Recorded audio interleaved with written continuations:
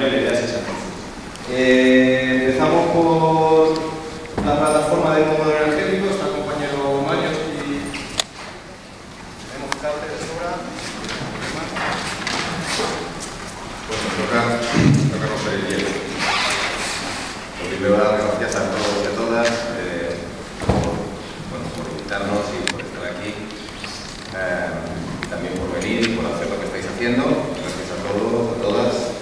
Formamos un nuevo modelo energético que se montó hace un año y lo que defiende es que ya es posible un modelo energético limpio, sostenible, descentralizado, en el que los ciudadanos tengamos el control sobre la energía. Y yo creo que esto es muy importante porque la energía es donde entendemos que es el primer lugar en el que podemos vencer a los oligopolios, simplemente porque ya podemos montar un panel fotovoltaico encima de nuestras casas, encima de nuestras industrias, encima de los edificios públicos, producir nuestra propia electricidad y de esa manera dejar de comprársela a aquellos que quieren producirla quemando carbón, quemando fuel, gas o produciéndola de forma nuclear. No sé si estáis al corriente, pero consideramos que es muy importante. El gobierno actual está aprobando una reforma del sector eléctrico que consiste básicamente en impedir que los ciudadanos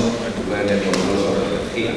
Se han inventado una norma según la cual aquel que ponga paneles en su casa va a tener que pagar a Iberdrola una cantidad respetable de dinero por cada kilovatio hora que produzcan sus paneles y que consuman instantáneamente. Es decir, algo que no existe en ningún lugar del mundo, se está probando aquí. Y se está probando algo tan irracional por una razón, porque se dan cuenta de que si permiten que cada ciudadano tenga sus propios paneles, el tiempo de las grandes empresas eléctricas, de las grandes empresas energéticas está acabado.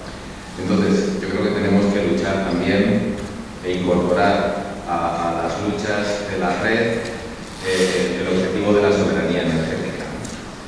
Y luchar, en este caso, por la soberanía energética significa desobedecer ese Real Decreto, hacer desobediencia civil y colocar un panel fotovoltaico en una ventana o en un tejado y conectar ese panel fotovoltaico a nuestra propia red interior para consumir electricidad limpia.